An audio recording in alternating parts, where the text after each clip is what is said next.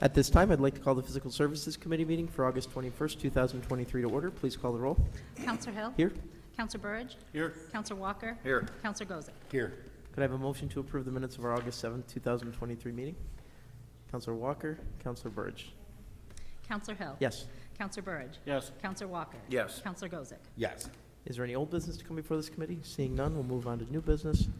Under communication, item number 1, the Zoning and Planning Office has received a request for use of public space from Thomas Restuccio, owner of a single-family dwelling located at 238 West 7th Street for the construction of an ADA ramp.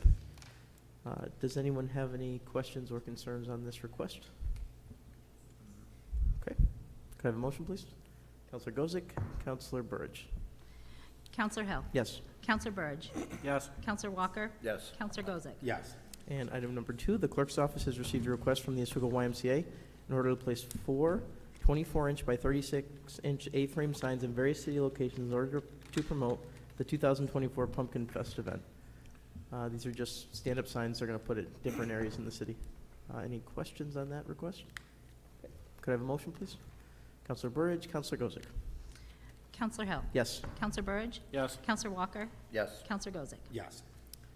Any other business to come before this committee? Seeing none, I'll take a motion to adjourn. Counselor Walker, Counselor Gozick. Counselor Hill? Yes. Counselor Burridge? Yes. Counselor Walker? Yes. Counselor Gozick? Yes.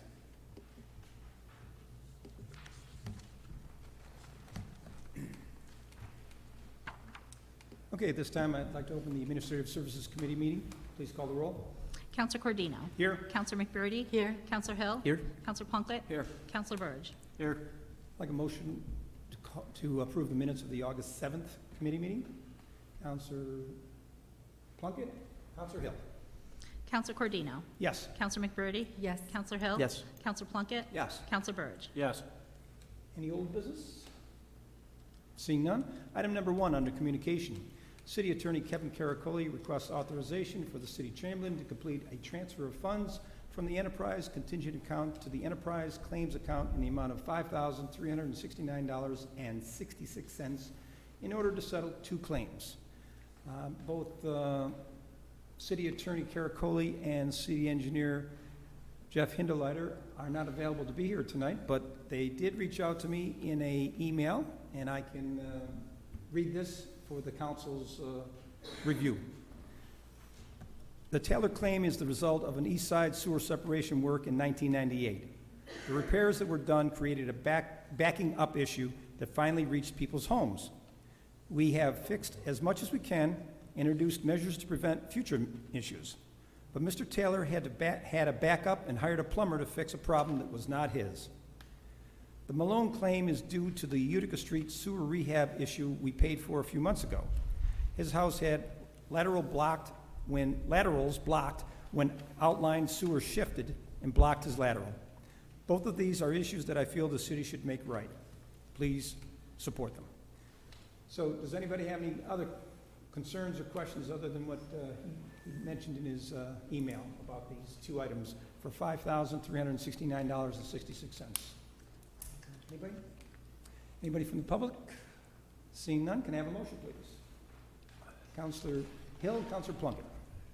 Counselor Cordino? Yes. Counselor McBurney? Yes. Counselor Hill? Yes. Counselor Plunkett? Yes. Counselor Burridge? Yes. Item number 2, Police Chief Phil Cady requests authorization for the City Chamberlain to complete several budget amendments in the total amount of $46,061 to cover multiple unforeseen expenses. Chief Cady? Good evening. Several things. I'll just go through them. I know you have them in your paperwork in front of you. First and foremost, our Commission on Accreditation for Law Enforcement Accreditation. We're ahead of the schedule. This was something I was planning for next year, but we're ready to go through and have the final walkthrough by the accreditors done this year. The cost associated with that is bringing the accreditors here, hotel fees, meal fees, and things of that nature. So that's that one. The next one, there's sailboat removal. We had to remove 2 sailboats from the Oswego River during Harbor Fest. They were considered abandoned. The determination was made that they had to be taken out of the water and removed. We still have not. We think we have found the owners. They can't provide documentation that they own the boats, but they've been removed. They're at the DPW now. That was about $5,000 to remove them, have them taken out by a private firm. Upfitting of the police department vehicles, those are the vehicles we purchased earlier in the year. Now that we have them, they arrived sooner than I thought they would. We need to put some basic lighting and siren and speaker in those. The laboratory testing associated with an active case. We have a criminal/civil drug case that we're handling now. I can't really go into the particulars, but we have to have multiple items tested. Due to the nature of these items, it's about $500 per test, and there's over 20 items that we need to have tested. So that could be lowered, but I'm erring on the side of caution for that amount. Repairs to department vehicles. I have a line item in my budget. There's been several accidents this year involving police vehicles. The majority of which were caused by other vehicles hitting the police vehicles, just during random travel. The city's deductible is just $1,000 for insurance, so it's just one of those unaccounted things that we've had more accidents than normal years, and the cost of getting the cars repaired, I'm over on that line item in my budget. And the last thing, last year I sent 3 of Lieutenant Lori Berger and 2 of the investigators to Women in Law Enforcement Conference. It's a great networking event for women that are in law enforcement. It's hosted by New York State. This year it's in Suffern, downstate, which is in Rockland County. When they came back last fall, the conference is in the fall, they told me how most departments send all of their female officers, which is what I would like to do this year, and the costs associated with that, the room and board. I did not have that in the budget this year. I did budget for it for 2024, so I'm looking to have that amount covered in this year's budget. So with that said, any questions? Any questions for the chief from the council? From the public? Seeing none, can I have a motion, please? Councilor McBurney, Councilor Burge. Counselor Cordino? Yes. Counselor McBurney? Yes. Counselor Hill? Yes. Counselor Plunkett? Yes. Counselor Burge? Yes. Thank you, Thank Chief. you. Item number 3, the city assessor requests discussion regarding the appointment of Nancy Stereo to the City of Oswego Board of Assessment Review. And would you like to come up and give us a few more details? Our city assessor, Jen Teresi. There's not too many more details to give, other than we can have up to 5 Board of Assessment Review individuals on the board, and we'd like to have all 5, especially headed into the project we have on the table for this year. Nancy previously did a 4-year term, so this would be a second 4-year term for her. And it'd be nice to have somebody back who's familiar, acclimated with the board, so she knows what she's. All right, very good. Any questions from the council, from the public? Can I have a motion, please? Councilor Burge, Councilor Plunkett. Counselor Cordino? Yes. Counselor McBurney? Yes. Counselor Hill? Yes. Counselor Plunkett? Yes. Counselor Burge? Yes. Item 4, Tim Rice, Commissioner of Public Works, Parks and Recreation, requests authorization for the City Chamberlain to complete a budget amendment to the garage materials and supplies account in the amount of $250,000 to cover the cost of fuel for all city departments and materials needed for snowplows. And I see we have Craig Revior here. Good evening. This is a substantial ask. We need fuel. In 2023, we did propose in the budget a $300,000 increase for fuel that was not given. We're back here now looking for $250,000. We have spent to date $250,000 on fuel this year. We have $80,000 in outstanding bill currently, with a third of the year to go. Fuel is expensive. The fluctuating fuel costs, it's difficult to budget for. We have asked for an increase in the 2024 budget. We hope that that is successful, so I don't have to come back, or Representative DBW come back next year and make this same ask again. We have had a few large repairs this year, which is the same account line, the garage materials and supplies.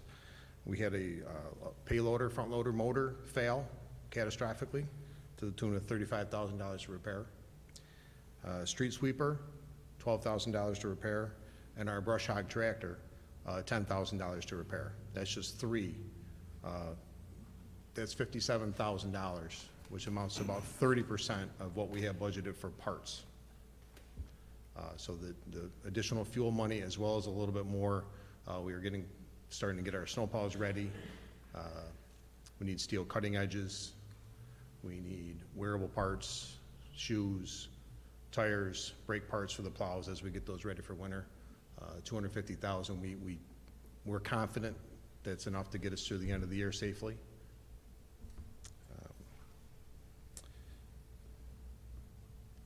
Any questions? Any questions from the council on this request? From the public? I guess no questions. Great, thank you. Can I have a motion, please? Council Plunkett, Council Burge. Counselor Cordino? Yes. Counselor McBurdy? Yes. Counselor Hill? Yes. Counselor Plunkett? Yes. Counselor Burge? Yes.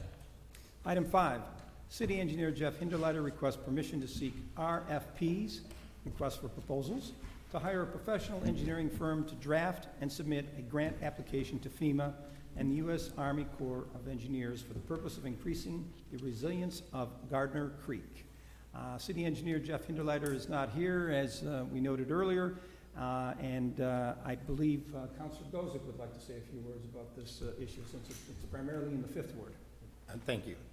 Yes, I would, actually. Going back since I've been in office, the last 8 years, it's been one of the most pressing issues that constituents of mine have had to deal with. Just about everybody that lives in the vicinity of the high school down on Hillside Avenue, off of Albany Street, all that area down there has been repeatedly flooded out for years. Recently, we were able to, back in the spring, if you guys might recall, in the spring of 2022, we passed a resolution that funded a drainage study for Gardner Creek and that storm sewer system. It came back November 2022, and here we are, almost a year later. And in the study, you guys haven't, I don't think anyone's seen this yet. I just received it from the city engineer. But basically, what they found, they did analysis of the storm and sanitary output, and they basically came up with several options the city could pursue. One being a storm sewer cleaning, 2, storm sewer upsizing, which means they would literally take out sections of the sewer system and replace it with larger pipes. Or finally, what they recommend actually is the most cost-effective. I should have mentioned the first option would be about $2.2 million. The storm sewer upsizing would be about $4.9 million cost to the city, and the price tag, and the most sustainable option for long-term maintenance and cost effectiveness would be the property acquisition for advance and improvement. What that means is they would actually open up parts of the Gardner Street storm sewer. You gotta remember, this goes back to the 1930s. It was a New Deal project, 1932, so it's 100 years here. This storm sewer system was never created with the intention of basically having all these new developments added on. So you gotta remember, everything that's been added out, the Kingsford Woods, everything along that's developed over the last 30, 40 years, even longer, that just added to the usage of the storm sewer. It's filled right now because of gravel that was coming in from the Lazarix quarry there, and additionally, just over time, because so many sewers have, new homes have hooked into it, today it's like literally almost completely ineffective. So this would allow Jeff to hire outside consultants so that they could put together this FEMA grant called the BRIC grant that would hopefully begin to allow the city to address this issue. Infrastructure is important. It's not like a ribbon cutting ceremony like a splash park or a new water park. We've done a lot with the city here, but these are the sorts of projects that we owe to the taxpayers and our citizens to make a priority. I've talked to Councilor Cordino, who's going to be our next mayor. He agreed, and one of the things I'd like to see also with this is the city putting together for our next capital improvement, project list like Mayor Barlow did when he came in 8 years ago, is to make these infrastructure projects like the Gardner Street storm sewer a top priority. It's high time these issues were addressed. We've kicked the can down the road for decades and decades. A study was done during my father's administration. That was over 20 years ago. This study's done now, and it's been sitting on the shelf for a year. It's time the city takes action on this. It's the least we can do for the people that live in this area. And yes, it is a FEMA floodplain, okay, I know. But one of the things we really need to look at is making sure that with the extra money we have from the exorbitant water and sewer fees people pay, and as the mayor mentioned last week, tellingly, we have our general fund that's, you know, burgeoned to a point where that money should be going back to the taxpayers. Okay, when we have $10 million extra, I mean, it might as well be a slush fund. The reality is, people deserve this money back. So that's why I'm here tonight, hopefully getting the support of everybody to take this first step, but also in the future to follow through on it, unlike repeated administrations over the last 40 and 50 years that haven't. Maybe, Mrs. Cole, maybe you could tell us, how much money do we have in our, the storm sewer fund now? Because I know this would probably be covered, correct, under the storm sewer fund, not under the general fund. Even though we know we have at least $6 million extra in there, that was paid for. What's that? Right, and how much do we have in there right now approximately? About $8 million. Okay, so again, when we look at what the citizens that live down there had to put up with, we have some here tonight that might like to speak. I think it's high time we took that money and used it, right? Like, all that extra money, people right now are at the break point. I mean, a lot of people are living paycheck to paycheck. The economy's terrible, and we need to address these issues. Okay, the time has come for Oswego to take care of infrastructure projects for the next generation, and we need to take care of them soon. So I hope it's going to be a top priority, and if anybody, my constituents, would like to speak on this issue, feel free to come on up and speak. Right, at this time, I'll ask, anybody want to come up and speak? Just give us your name and address. My name is Gary Roy. I live at 63 Hillside Avenue, and I am talking specifically about this report. I got a chance to read it today. It's very thorough on what can be done, and the problem that we have had, our neighbors, is that nothing has been done. I've been living there for 39 years, and the report talks about a 25-year event. Well, that 25-year event has happened 8 times since I have lived there. Now, something needs to be done, not only for the neighborhood, but also the fact that we've waited patiently. And it's time for us to, you know, have something done. So if we ever want to sell our places, it's worth something, because nobody wants to live with sewer water in your backyards, in your cellars, you know, and it's time. So we really want you to move forward, not just push this aside. As John has said, this report's a year old, and nothing has happened up to now. Thank you for your time. Anybody else? Hi, I'm Dorothy Castaldo. I live at 59 Hillside Ave. My husband Louis and I own 59 and 61 Hillside Avenue. The storm drain he's talking about runs between our 2 homes, and it is literally destroying our basements. And my husband's lived there 70 years. We've been married. I've been there 40, and we have waited patiently. We agree with Gary. You hit the nail on the head. And I just wanted to come up and say, please do something. We've waited so patiently. That's all. Thank you. Anybody else here? Yes. Yeah, there was just one last thing I don't know in my excitement over this, I guess. I just wanted to mention the last option, if you don't understand the technical engineering, terminology, or property acquisition for conveyance improvements, mean they literally open up parts of the storm sewer, and as a result, it would take care of the overflow, basically in layman's terms. So I just wanted to point that out. And just so you guys understand too, here it is, let me just find it here. Hold on a second. I apologize here. Yeah, and again, they recommend this because this option meets the objectives of the study and required the least amount of long-term maintenance also, and is basically the cheapest option of all. So hopefully we'll be able to do that if we can begin the process of seeking out FEMA grants as soon as possible. So I hope we can get everybody's support tonight for this. Thank you. All right, thank you. Any other comments or concerns from the council on this one? From the public? Rob, Yes, Councilor Walker. how come we never got a thing of the study? I think all the councilors should have the study in their possession. I agree. Apparently, the city engineer had it and never gave it to all seven of us. You just got it recently? And as a matter of fact, I actually received it from Ted Volkemer, a vocal constituent of mine. I had requested it, but I know Jeff was out, so I just want to point out, he was out for a week on vacation, and I had requested it last week and hadn't heard back yet, so Ted Volkemer provided it for us. Well, I'll reach out to city engineer Jeff Hindeletter and have him email copies to each of us. Thank you. All right? Anybody else? All right, we'll make sure, we'll get your email. Well, John, I do you can, have their emails? yeah, I can provide everyone. All right, John can reach out to you. I just received it today, so I apologize, this afternoon, Okay. as a matter of fact. Well, I think we probably said all we can say on this one. All right, can I have a motion?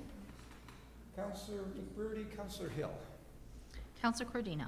Yes. Counselor McBurdy? Yes. Counselor Hill? Yes. Counselor Plunkett? Yes. Counselor Burge? Yes. Item number 6, City Chamberlain Deborah Code request authorization to complete a transfer of funds within the enterprise and water funds. Mrs. Code?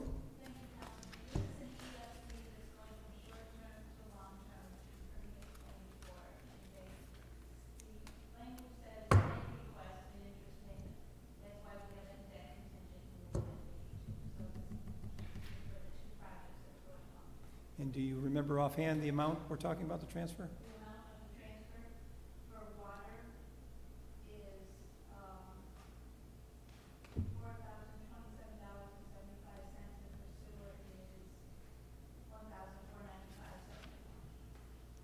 Very good, thank you.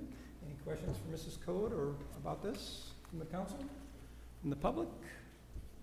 Can I have a motion, please? Counselor Burge, Counselor Plunkett.